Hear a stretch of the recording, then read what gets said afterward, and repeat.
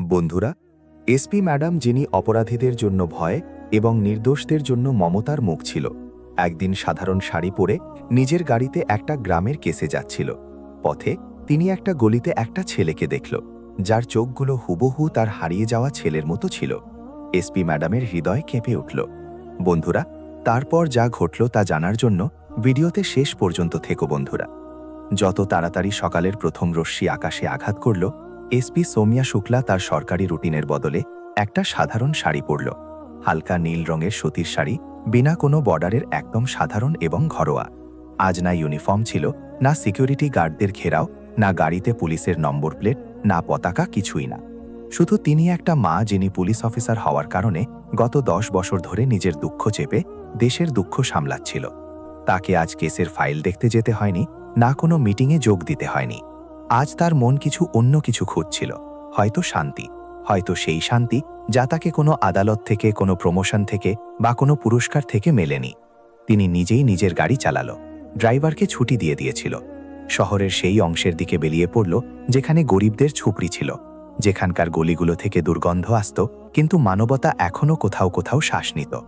সৌমিয়া কাঁচ থেকে বাইরে তাকিয়ে দেখল বাচ্চারা প্লাস্টিক তুলে খেলছে, একটা বুড়ি নালার পাশে বসে সবজি কাটছে, এবং একটা ছোট বাচ্চা বিনা চপ্পলে মাটিতে কিছু বানাচ্ছে। হঠাৎ সৌমিয়ার নজর সেই বাচ্চার উপর পড়ল। তার মুখ নয়, মুখ তো মাটিতে মাখা ছিল, কিন্তু চোখ, সেই চোখ যেন বছরের পর বছর তার স্বপ্নে আসত। সৌমিয়ার শ্বাস আটকে গেল। তিনি গাড়ি সেখানেই ব্রেক মারল এবং নেমে সেই বাচ্চার কাছে চলে গেল। ছেলেটা প্রায় 10 বা 11 বছরের হবে।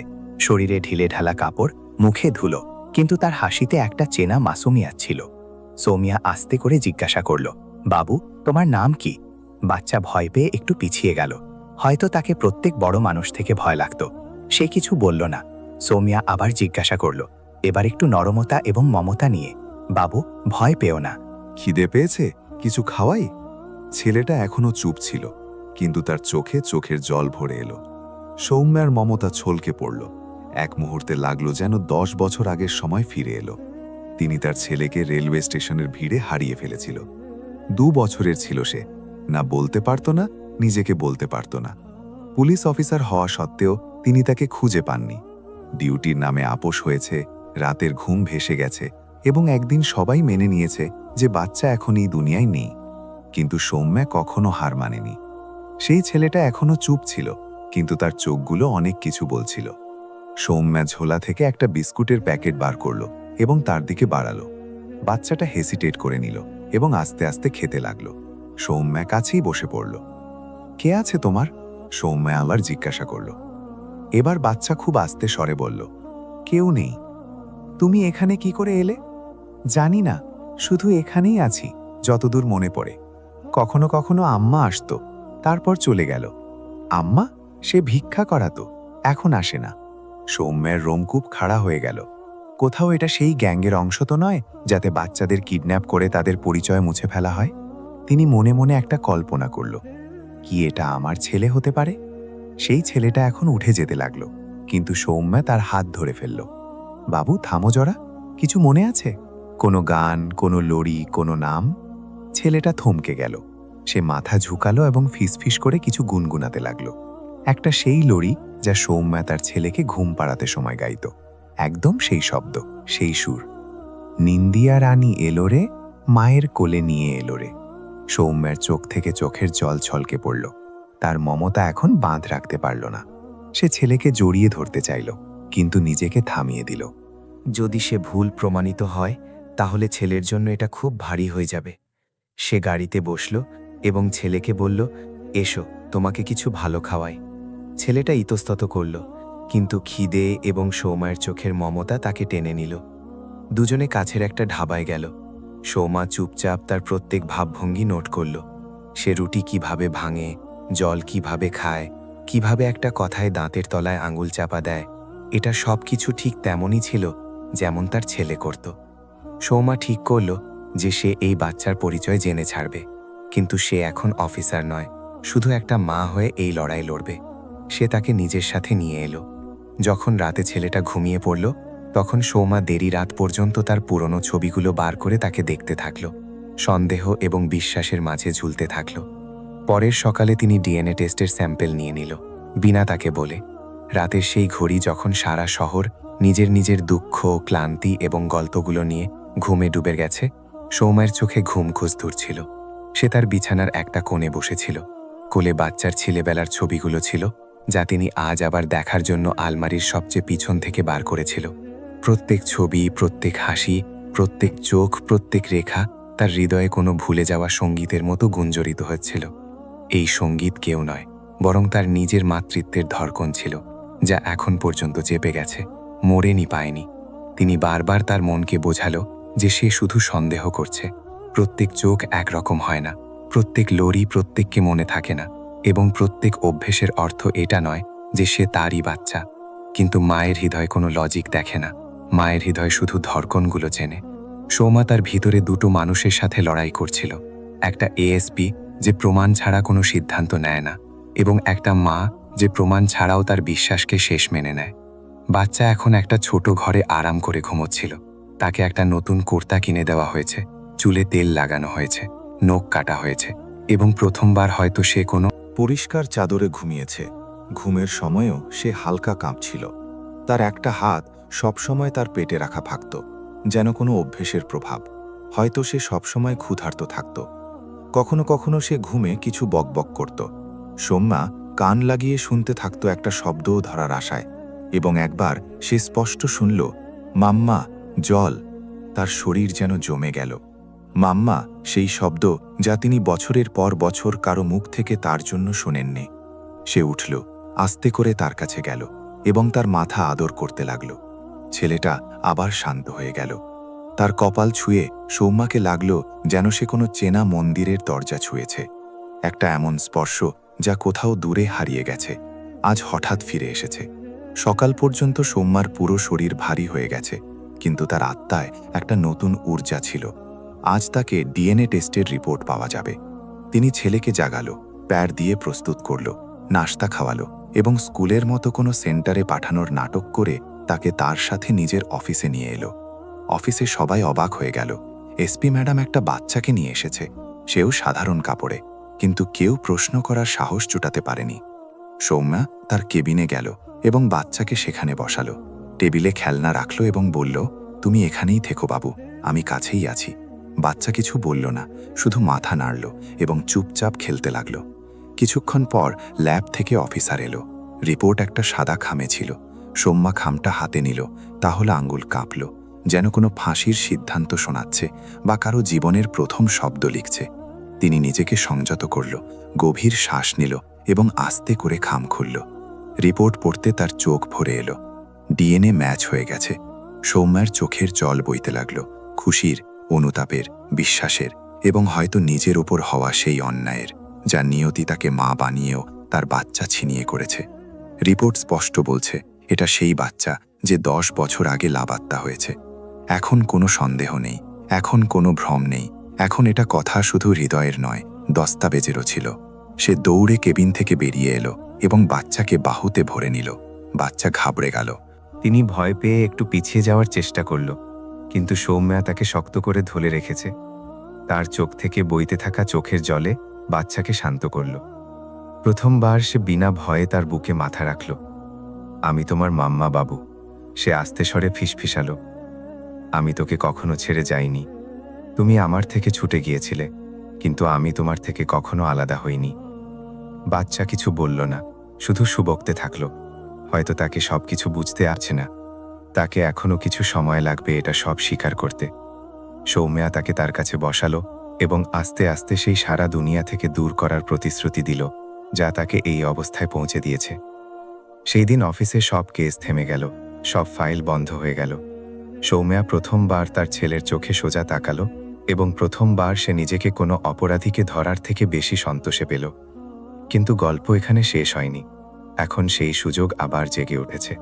তাকে জানতে হবে যে তার ছেলেকে কে ছিনিয়ে নিয়েছে, কোথায় নিয়ে যাওয়া হয়েছে, কার হাতে সে খেলতে থাকলো এবং কত আরও বাচ্চা এই সিন্ডিকেটের অংশ বনে। তিনি এখন ঠিক করেছে, এখন যে যুদ্ধ লড়বে সে শুধু একটা অফিসারের হবে না, সে একটা মায়ের যুদ্ধ হবে। তার চোখে এখন আবার সেই চিঙ্গারি ছিল, যা প্রথমবার উর্দি পড়ার সময় ছিল, কিন্তু এবার একটা নতুন রং যোগ হয়েছে, মমতার, মাতৃত্বের এবং নিজের হারানো দুনিয়াকে দুবারা পাওয়ার। ছেলের মিলনের খবর এখন পর্যন্ত শুধু সৌম্যার বুকে সীমিত ছিল। সে জানত যে এই খুশখবর যতটা ব্যক্তিগত ততটা সূক্ষ্ম। দুনিয়া একে শুধু একটা গল্প মানবে, লোকেরা প্রশংসা করবে, অখবারে ছবি ছাপবে, কিন্তু কেউ বুঝবে না যে এই এক পুনর্মিলনের পিছনে কত অসম্পূর্ণ স্বপ্ন, কত ভাঙা রাত এবং কত হারানো আশা দাফন ছিল। তাকে কোনো তাড়াহুড়ো নেই এই কথা উজ্জ্বল করার। তাকে তার ছেলেকে, যে এখন হয়তো তার নামও জানে না, আস্তে আস্তে মায়ের কোলে ফিরিয়ে আনতে হবে। মমতার ভাষায় আবার লিখতে হবে সম্পর্কের পরিচয়কে। রাত হলে যখন বাচ্চা তার কোলে ঘুমিয়ে পড়ল, সৌম্যা আস্তে করে তার ফোন তুলল এবং একটা নম্বর ডায়াল করল, যা তিনি বছরের পর বছর সেভ করে রেখেছে। একটা রিটায়ার্ড অফিসারের, যে একসময় বাল তস্করির কেসে গভীরভাবে কাজ করেছে। ফোনের অন্য পাশে একটা কাশির ভরা আওয়াজ এলো এবং তারপর ক্লান্ত কিন্তু এখনও জীবিত চেতনা সৌম্যা বিনা ভূমিকায় সোজা বলল, আমাকে জানতে হবে যে 10 বছর আগে আমার ছেলেকে কে চুরি করেছে এবং কিভাবে সে একটা ঝুপড়িতে এসে থেকে গেল। আমাকে সবকিছু জানতে হবে, নাম, মুখ, জায়গা, সবকিছু। সেখান থেকে কিছুক্ষণ চুপচাপ ছিল। তারপর সেই আওয়াজ বলল, কিছু বদলায়নি ম্যাডাম, শুধু নাম বদলে গেছে, পদ্ধতি আজও সেই গরিবই। রেলওয়ে স্টেশন, লাবারিস বাচ্চা, তারপর ভিক্ষা মাঙানো গ্যাং, বা তারপর ঘরে কাজ করানো নেটওয়ার্ক। তোমাকে যদি সত্যি উত্তর চাও তাহলে স্টেশনের নিচ থেকে শুরু করতে হবে। পরের দিন সৌম্যা তার পুরনো অভিজ্ঞতা, তার জমি, সোর্স এবং উর্দি থেকে পাওয়া রসুককে একপাশে রেখে দিল এবং পুরোপুরি একটা লাপাত্তা মায়ের মতো চলতে শুরু করল। তিনি ছেলেকে তার সবচেয়ে বিশ্বাসযোগ্য মহিলা অফিসারের কাছে ছেড়ে দিল, যাকে তিনি মায়ের মতো দায়িত্ব দিয়েছে। এটাকে ভয় না লাগে এবং কোনো প্রশ্নের উত্তর মেও না, শুধু এর কথা শুনে যাও। সৌম্যা সেই স্টেশনে পা রাখল যেখানে 10 বছর আগে তার জীবন এক ঝটকায় ছড়িয়ে গেল। সেই প্ল্যাটফর্ম নম্বর 4, সেই ভিড়, সেই চিল্লাপোয়া, সেই ভিক্ষুকদের কাতার এবং সেই লাবারিস জীবনগুলো। কিন্তু এবার সে অফিসার নয়, একটা সাধারণ মহিলা, যে হয়তো তার কোনো হারানো জিনিস খুঁজতে এসেছে। তিনি একটা ছেঁড়া হাল কাপড় পরে নিল, চুলে তেল লাগালো না এবং চোখে সেই ক্লান্তি ছিল যা রোজকার জীবনযাপনকারীদের হয়। তিনি প্ল্যাটফর্মের কাছে কিছু ভিক্ষুককে টাকা দিল, তাদের কথাবার্তা শুনল। কিছু ছোট বাচ্চা সেই গান গাইছিল যা গরিব শ্রেণীর বাচ্চাদের রটিয়ে দেওয়া হয়, যাতে তারা সহানুভূতি জোটাতে পারে। তার নজর একটা 7-8 বছরের মেয়ের ওপর পড়ল, যে একটা অধের মহিলার সাথে বসেছিল এবং চোখের জল মুছতে চুপচাপ ভিক্ষা মাংছিল। সৌম্যা তার কাছে বসে গেল এবং আস্তে করে জিজ্ঞাসা করল, কি স্কুল যাস না? মেয়েটা মাথা ঝুঁকিয়ে নিল। অধের মহিলা ঘুরে তাকালো এবং বলল, আপনি কে? কেন প্রশ্ন করছেন? সৌম্যা আস্তে করে মাফি চাইল এবং উঠে একটা চায়ের দোকানে গিয়ে বসল। সেখান থেকে তিনি দেখল সেই মহিলা বারবার তার ফোনে কিছু দেখছে এবং কিছু সময় পর একটা অধের পুরুষ সেখানে এলো এবং মেয়েকে সাথে নিয়ে গেল। এখন সৌম্যা পিছু নেওয়া শুরু করল। কোনো পুলিশ টিম নয়, কোনো ওয়্যারলেস নয়, শুধু একটা মা যে এবার কারো আর জন্য সেই লড়াই লড়ছে যা তিনি তার ছেলের জন্য লড়েছে। অধের লোকটা মেয়েকে নিয়ে স্টেশন থেকে বাইরে বেরিয়ে একটা পুরনো ভ্যানে বসল এবং ভ্যান সোজা একটা পুরনো গোডাউনের দিকে গেল। সৌম্যা নিজেকে বাইকে পিছনে রাখল। তার ফোনে জিপিএস অন ছিল, যার লোকেশন তিনি তার একটা বিশ্বাসযোগ্য অফিসারকে পাঠিয়ে দিয়েছে। যখন ভ্যান থামল, সামনে একটা ভাঙা বিল্ডিং ছিল, যার ওপর কোথাও কোনো বোর্ড নেই। গেট লোহার ছিল কিন্তু অর্ধ খোলা। সৌম্যা দেয়ালের কাছে পৌঁছল এবং দেখল যে সেখানে 2 আর বাচ্চা আগে থেকে ছিল এবং 3 জন লোক কথা বলছে। নতুন মালের ডিল পরের সপ্তাহের, এবার সেটা বাংলা থেকে আনা হবে। এটা শুনে সৌম্যার রক্ত ফুটে উঠল, কিন্তু তিনি তার রাগকে ঠান্ডা লোহার মতো ভিতরে জমিয়ে রাখল। তাকে পুরো জাল ভাঙতে হবে, শুধু একটা ধাগা টানতে হবে না। তিনি ফোন বার করে ভিডিও রেকর্ড করা শুরু করল এবং আস্তে আস্তে ফিরে গেল। সেই রাতে সৌম্যার সব প্রমাণ, ভিডিও, অডিও এবং লোকেশনকে রাজ্যের বাল অপরাধ শাখার ডিরেক্টর পর্যন্ত পৌঁছে দিল, কিন্তু নাম উজ্জ্বল করল না। তিনি শুধু এটুকু বলল, এটা শুধু বাচ্চাদের তস্করি নয়, মা ছেলের সম্পর্ককে মুছে ফেলার ষড়যন্ত্র। যখন সে রাতে তার ছেলের কাছে ফিরল, তাহলে দেখল সে একটা কোণে বসে দেয়ালে আঙুল দিয়ে কিছু বানাচ্ছে, একটা ঘর এবং তাতে মা এবং বাচ্চা। কোনো শব্দ লেখা নেই, কিন্তু সৌম্যাকে সব বুঝে গেল। তিনি ছেলেকে কোলে তুলল এবং প্রথমবার নাম ডেকে ডাকল, অর্জুন। বাচ্চা অবাক হয়ে গেল, কিন্তু হাসল। এই হাসি প্রথমবার তার হৃদয় থেকে বেরিয়েছে। এখন অর্জুনের মুখ বদলে যাচ্ছে। এখন সে ভয় পায় না, বরং কথা বলতে লাগল। তিনি একদিন বলল কিভাবে কিছু আঙ্কেল তাকে ট্রেনে নিয়ে গেল এবং কিভাবে তারা বলল যে তোর মাম্মা চলে গেছে, এখন আমরা তোর সাথে আছি। তিনি বলল কিভাবে তাকে রাস্তায় ছেড়ে দেওয়া হলো এবং কিভাবে প্রত্যেকবার তার নাম বদলে দেওয়া হতো, কখনো রাহুল, কখনো গুড্ডু, কখনো শান। সৌমিয়া জানত যে এখন এটা শুধু তার লড়াই নয়, এখন এটা একটা মিশন। সেই সব বাচ্চাদের জন্য যাদের পরিচয় কোনো লোভে গিলে নেওয়া হয়েছে, যাদের মাসুমিয়তকে জামানার সওদাগররা একটা দামে বেঁধে দিয়েছে। তিনি অর্জুনকে বুকে লাগালো এবং বলল, এখন আমরা প্রত্যেক অর্জুনকে তার ঘর ফিরিয়ে দেব। সৌম্যার জীবনে এখন দুটো মুখের ভূমিকা শুরু হয়ে গেছে। একটা সেই মুখ যা সকালে ঘরে একটা মায়ের রূপে অর্জুনের সাথে হাসে, তার পছন্দের দুধ বানায়, বইয়ে ছবি দেখিয়ে গল্প শোনায়, এবং যখন অর্জুন হঠাৎ ভয় পেয়ে তার বাহুতে এসে চেপে যায়, তাহলে মা হয়ে তার চুল আদর করে। দ্বিতীয় মুখ সেই যা পুলিশ একাডেমিতে প্রথমবার উর্দি পরে শপথ নিয়েছে যে সে সত্যের জন্য লড়বে, চাই শত্রু যেই হোক। কিন্তু এখন এই দুটো মুখ একে অপরের ভিতরে গলে গেছে। মা এখন প্রত্যেক বাচ্চায় তার অর্জুন দেখতে লাগলো, এবং অফিসার এখন শুধু আইন নয়, মানবতার ভাষায় কাজ করতে বাধ্য হয়ে গেল। অর্জুন এখন আস্তে আস্তে খুলছে। সে সৌম্যাকে অনেকবার আম্মা বলে ডেকে ফেলে, তারপর তুরন্ত থেমে যায়, যেন ভয় পায় যে কোথাও এটাও তাকে ছেড়ে না দেয়। একদিন যখন সৌম্যা তাকে একা ঘরে বসে দেখল, তাহলে জিজ্ঞাসা করল, কি হয়েছে বাবু? তাহলে তিনি আস্তে করে বলল, যদি আপনিও চলে গেলেন। তাহলে সেই একটা বাক্য সৌম্যার আত্মাকে ঝাঁকুনি দিল। তিনি তার মাথায় হাত রেখে বলল, এখন আমি কোথাও যাব না, এখন তুমি আমার ঘর। সেই সন্ধ্যায় সৌম্যা তার পুরনো কেস ফাইলগুলো মঙ্গাল। তিনি 10 বছরের রেজিস্টার্ড সব লাপাত্তা বাচ্চাদের ফাইলগুলো এক এক করে পড়তে শুরু করল। পাতায় দুঃখ ছিল, ছবিতে চিৎকার এবং বয়ানে গভীর অসহায়তা। প্রত্যেক ফাইল যেন অর্জুনের মতো একটা নতুন গল্প বলতো। কোনো মা রেলওয়ে স্টেশনে কাঁদতে কাঁদতে পাওয়া গেছে, কোনো বাপ কাগজে বিজ্ঞাপন ছাপিয়েছে, কোনো বোন দরদর গিয়ে ভাইকে খুঁজেছে। এই সব কিছুর মধ্যে যা একটা কথা কমন ছিল, সেটা ছিল সিস্টেমের ক্লান্তি। কেস খোলা, তারপর বন্ধ হয়ে গেল। কিছুতে এফআইআর পর্যন্ত নয় রেজিস্টার্ড হয়নি। সৌম্যা ঠিক করল যে এখন সে শুধু অর্জুন পর্যন্ত সীমিত থাকবে না। তিনি তার জেলায় একটা বাল নিরাপত্তা বিশেষ প্রকোষ্ঠ বানানোর প্রস্তাব রাখল, যেখানে প্রত্যেক লাপাত্তা বাচ্চার ফাইল দুবারা খোলা হবে। তিনি একটা টাস্ক ফোর্স বানালো এবং সবচেয়ে প্রথম সেই রেলওয়ে স্টেশন এবং বাস আড্ডাগুলোকে টার্গেট করল, যেখান থেকে সবচেয়ে বেশি বাচ্চা লাপাত্তা হয়েছে। একদিন একটা চাইল্ড হোম থেকে খবর এলো যে সেখানে একটা বাচ্চা এসেছে যে অবিরত একই নাম ডাকছে, সোনু মাম্মা। সোনু নাম কিছু বিশেষ নয়, কিন্তু যখন সেই হোমের রেজিস্টারের লিস্ট সৌম্যা দেখল, তাহলে পেল যে সেই বাচ্চাকে যে লোকটা সেখানে ছেড়েছে তার হলিয়া সেই যা গোডাউনওয়ালা রাখিতে ছিল।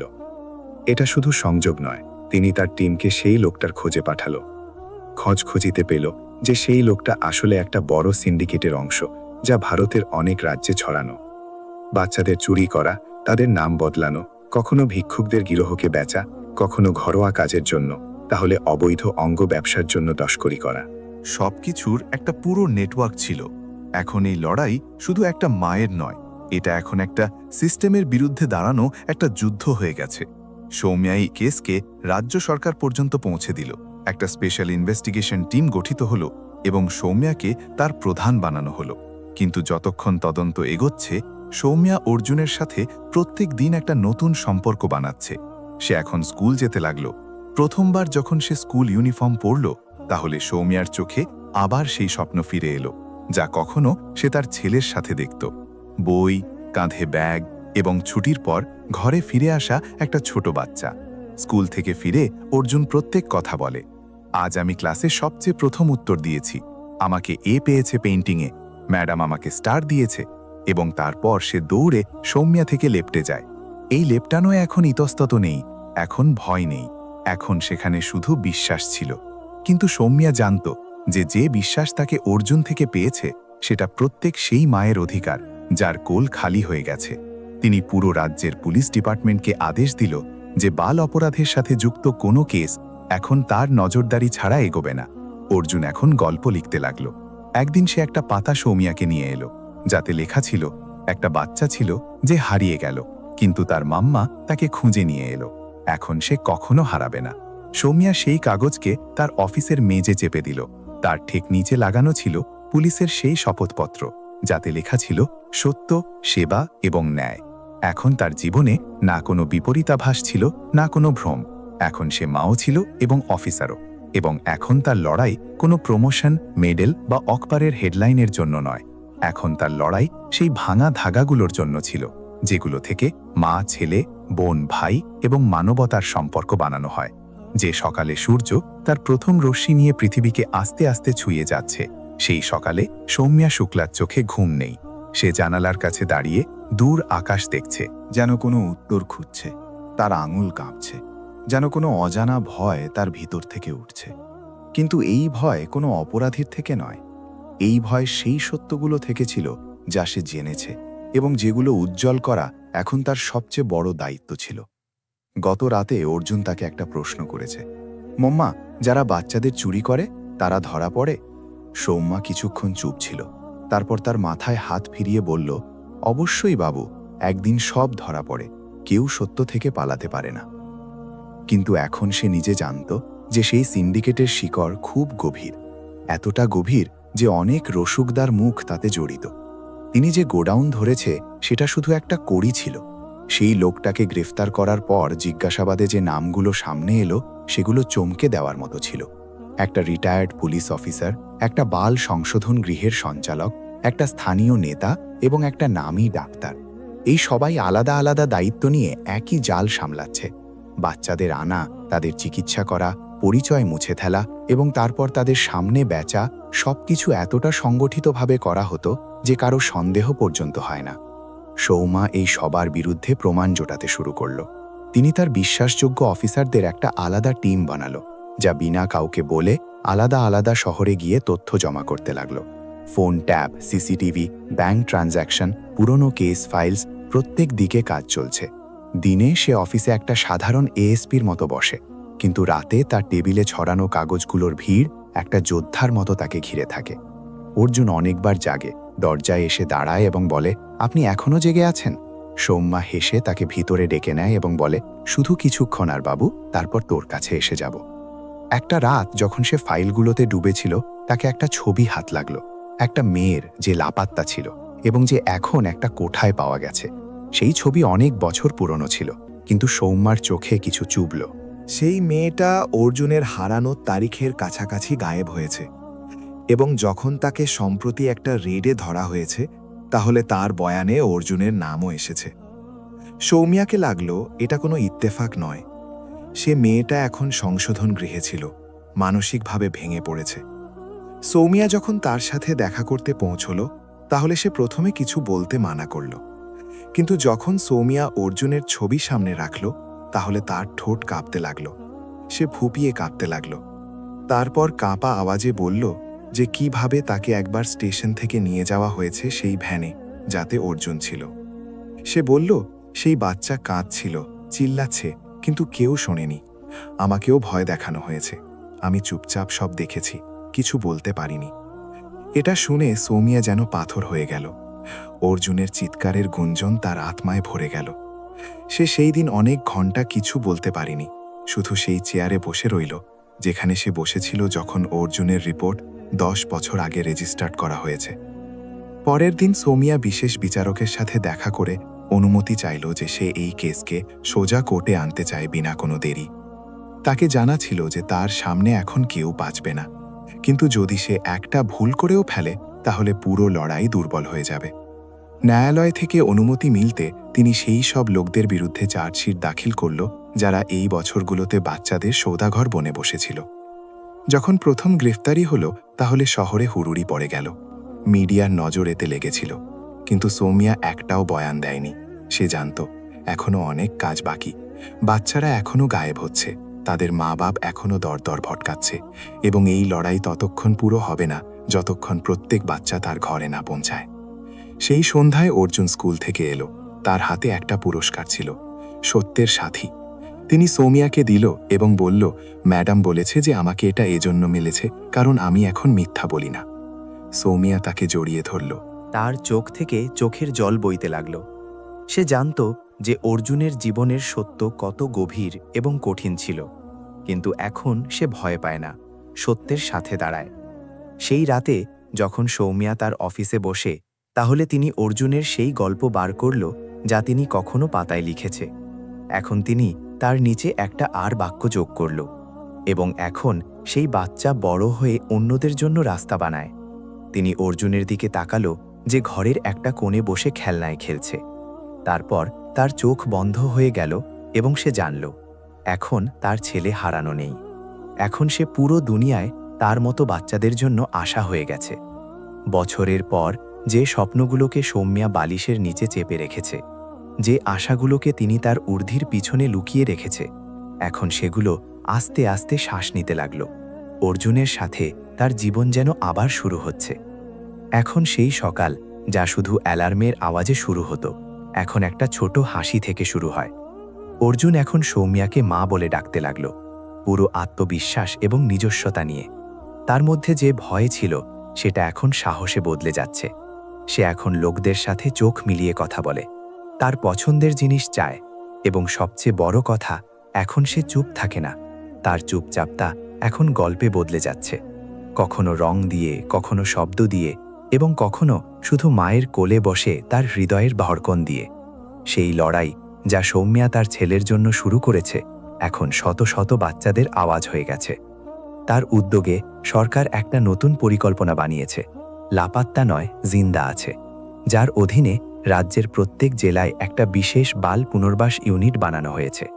প্রত্যেক লাপাত্তা বাচ্চার ফাইল দুবারা খোলা হয়েছে। সেই পরিবারগুলোর সাথে দুবারা যোগাযোগ করা হয়েছে, যাদের চোখের জলকে সিস্টেম শুধু একটা দস্তাবেজ বানিয়ে ছেড়ে দিয়েছে। সেই মায়েদের পুকার আবার শোনা হয়েছে, যাদের চিৎকারকে কখনো অনট্রেসেবল কেস লিখে বন্ধ করে দেওয়া হয়েছে। মিডিয়া এখন এই কেসকে দেশ জুড়ে ছড়াতে লাগলো। প্রত্যেক চ্যানেলে সৌম্যা এবং অর্জুনের গল্প দেখানো হচ্ছে। একটা মা, একটা অফিসার এবং একটা মিশন। কিন্তু সৌম্যা ক্যামেরা থেকে দূর থাকতে পছন্দ করে। তাকে জানা ছিল যে এটা শুধু একটা গল্প নয়, এটা হাজার হাজারের আশা ছিল, যাদের এখনও তার বাচ্চা ফিরিয়ে চায়। অর্জুন এখন রোজ স্কুল যায় এবং ফিরে তার দিন বিস্তার করে শোনায়। একদিন সে বলল, মা, কি আমি বড় হয়ে পুলিশ হতে পারি? সৌম্যা হাসল, তার কপাল চুমু খেলো এবং বলল, তুমি যা চাও হতে পারো বাবু, কিন্তু কখনো কোনো নির্দোষের আওয়াজ চেপে দিও না। সেই দিন সৌম্যা একটা বড় সিদ্ধান্ত নিল। তিনি অর্জুনকে নিয়ে সেই স্টেশনে যাওয়ার ভাবল, যেখান থেকে সে কখনো হারিয়েছে। তার হৃদয়ে ভয়ও ছিল এবং বিশ্বাসও। স্টেশনের সিঁড়ি চড়তে সময় অর্জুনের হাত তার হাতের তালুতে ছিল। চারদিকে সেই ভিড় ছিল, সেই শোর, সেই গাড়ি, সেই ধোঁয়ার গন্ধ। কিন্তু এবার ফারাক এটা ছিল যে মা এবং ছেলে সাথে ছিল এবং এক অপরকে শক্ত করে ধরে রেখেছে। সৌম্যা তাকে সেই জায়গা দেখালো যেখানে শেষবার তিনি তাকে দেখেছে। অর্জুন চুপ ছিল, তারপর আস্তে করে বলল, আমার মনে নেই মা, কিন্তু এখন ফারাক পড়ে না, আমি মিলে গেলাম না। এই শব্দগুলোতে যেন বছরের তরপের শেষ লুকানো ছিল। সৌম্যা তাকে জড়িয়ে ধরল এবং চোখের জল থামানোর চেষ্টা করে বলল, হ্যাঁ বাবু, এখন কখনো হারাবে না। এই যাত্রার পর সৌম্যা একটা বই লেখার সিদ্ধান্ত নিল। অর্জুনের গল্প নয়, বরং সেই সবের গল্প যারা হারিয়ে গিয়েও ফিরে আসতে পারে। তিনি প্রত্যেক মায়ের সাথে যোগাযোগ করল, প্রত্যেক সেই বাচ্চার গল্প লিখল যে কখনো রেলওয়ে স্টেশন থেকে গায়েব হয়েছে, তারপর কোনো ঝুপড়ি, কোনো ফুটপাত বা কোনো কোঠরিতে পাওয়া গেছে। বইয়ের নাম রাখল মায়ের শাড়ি এবং লাপাত্তা লড়ি। কিছু মাস পর একটা বড় মঞ্চে সৌম্যাকে ডাকা হলো। দেশের গৃহমন্ত্রী নিজে মঞ্চে ছিল, তাদের সম্মানিত করা হলো। কিন্তু সৌম্যা মঞ্চে একটা অদ্ভুত চুপচাপ রাখল। তিনি শুধু একটাই বাক্য বলল, আমি কোনো নায়ক নই, শুধু একটা মা যে তার ছেলেকে খুঁজে পেল। এবং এখন আমি চাই যে কোনো মা একা না থাকে। তার এই শব্দগুলো হাজার হাজার হৃদয়ে হলচল সৃষ্টি করল। এখন অর্জুন শুধু তার ছেলে নয়, সে শত শত বাচ্চাদের আশা হয়ে গেল। তার গল্প স্কুলে পড়ানো হতে লাগল। তার মুখ এখন শুধু একটা বাচ্চার নয়, বরং একটা জীবিত সাক্ষ্য হয়ে গেল এই কথার, যে সিস্টেম চায় যতটা জটিল হোক, একটা মায়ের বিশ্বাস তার থেকে বড় হয়। বছর পর যখন অর্জুন কলেজে ছিল, তিনি একটা ভাষণে বলল, আমি সেই বাচ্চা যাকে দুনিয়া হারিয়ে দিয়েছে, কিন্তু আমার মা আমাকে খুঁজে পেল। আমি আজ যাই হোক, তার কারণ সেই লড়ি যা কখনো অসম্পূর্ণ থেকে গেছে। এবং আজ আমি প্রত্যেক সেই বাচ্চার আওয়াজ হতে চাই যে এখনো অপেক্ষা করছে যে কেউ তার পুকার শুনুক। সেই দিন সৌম্যা সবচেয়ে পিছনে বসেছিল এবং তার চোখ ভিজে ছিল, কিন্তু এখন তাতে চোখের জল নয়, একটা চমক ছিল, সেই নতুন সকালের, যা এখন প্রত্যেক মায়ের জীবনে উঠবে। তো বন্ধুরা, এই ভিডিওতে শুধু এটুকু। যদি তোমাদের এই ভিডিও পছন্দ হয় তো এটাকে লাইক করতে একদম ভুলো না। তোমাদের একটা লাইক আমাদের আরও ভালো কন্টেন্ট বানানোর প্রেরণা দেয়। এই ভিডিওকে তোমাদের বন্ধু এবং পরিবারের সাথে শেয়ার করো। হয়তো এই ভিডিও কারো সাহায্য করতে পারে। যদি তোমরা আমাদের চ্যানেলে নতুন হও তো তাড়াতাড়ি সাবস্ক্রাইব করো, কারণ আমরা তোমাদের জন্য এমনই দারুণ তথ্য নিয়ে আসি। সাবস্ক্রাইব করার পর বেল আইকন অবশ্যই চাপো, যাতে তোমাদের আমাদের প্রত্যেক নতুন ভিডিওর নোটিফিকেশন মিলে। আমরা পুরো চেষ্টা করি যে তোমাদের ভালো কন্টেন্ট দেই। তোমাদের পরামর্শ আমাদের জন্য খুব বিশেষ। কমেন্টে আমাদের অবশ্যই বলো যে তোমাদের এই ভিডিও কেমন লাগলো। এই ভিডিও দেখার জন্য তোমাদের হৃদয় থেকে ধন্যবাদ। তোমরা আমাদের জন্য শুধু দর্শক নও, পরিবার। আমাদের উদ্দেশ্য শুধু তথ্য দেওয়া নয়, বরং তোমাদের জীবনে ইতিবাচক পরিবর্তন আনা। তাই ভিডিওকে পুরো দেখো এবং শিখো। কিছু নতুন করার উদ্যম সবসময় রাখো, কখনো হার মেনো না, কারণ হারের পরই জয় হয়। পরিশ্রম করতে থাকো এবং নিজের ওপর বিশ্বাস রাখো। প্রত্যেক দিন কিছু নতুন শিখো এবং অন্যদেরও শেখাও। এই চিন্তা নিয়ে আমরা তোমাদের থেকে বিদায় নিচ্ছি।